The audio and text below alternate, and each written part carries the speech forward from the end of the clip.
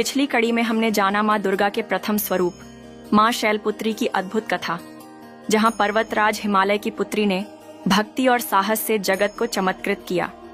लेकिन क्या आप जानते हैं कि माता का द्वितीय स्वरूप और भी गहराई से तपस्या और साधना की शक्ति का प्रतीक है?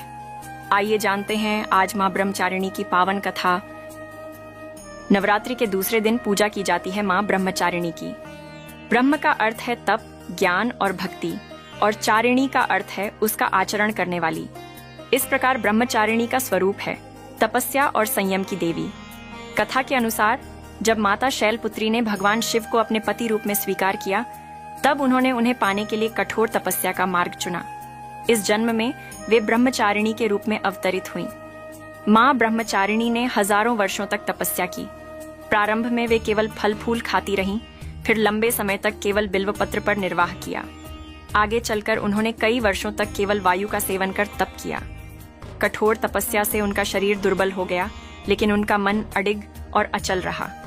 इस अद्भुत तपस्या के कारण ही भगवान शिव प्रसन्न हुए और उन्होंने माता को अपनी अर्धांगिनी के रूप में स्वीकार किया। माँ ब्रह्मचारिणी का स्वरूप अत्यंत तेजस्वी और सरल है। इनके दाएं हाथ में जपमाला और बाएं हाथ में कमंडल है। ये साधना, संयम और भक्ति का प्रतीक हैं। भक्त मानते हैं कि माँ ब्रह्मचारिणी की उपासना से मनुष्य को धैर्य और तप की शक्ति प्राप्त होती है। जीवन के कठिन मार्गों पर आने वाली बाधाएं दूर होती हैं और साधक को सफलता की प्राप्ति होती है। विशेषकर विद्यार्थी और साधक इनके चरणों में बैठकर एकाग्रता और ज्ञान का आशीर्वाद प्राप्त करते हैं। नवरात्रि के दूसरे दिन भक्त माँ को फूल, अक्षत और शुद्ध शहद का भोग अर्पित करते हैं। ऐसा करने से जीवन में मधुरता और प्रेम की वृद्धि होती है। माता को सफेद और पीले रंग का वस्त्र अति प्रिय है, इसलिए भक्त इन रंगों से उनकी आराधना करते हैं।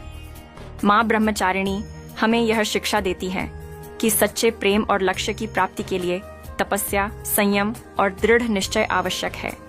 जो व्यक्ति कठिनाइयों के बावजूद अपने मार्ग पर अडिग रहता है, अंततः वही सफलता पाता है। इसलिए नवरात्रि का दूसरा दिन हमें यह सिखाता है कि जीवन में चाहे कितनी भी बाधाएं आए, अगर हमारी भक्ति और निष्ठा सच्ची है तो भगवान अवश्य प्रसन्न होते हैं। अब तक आपने माँ ब्रह्मचारिणी की कठिन तपस्या और अद्भुत साधना के बारे में जाना, लेकिन क्या आप जानते हैं कि तीसरे दिन माता अपने सबसे वीर रूप में प्रकट होती हैं? अगली कड़ी में जानिए देवी चंद्रघंटा का रहस्यमय स्वरूप।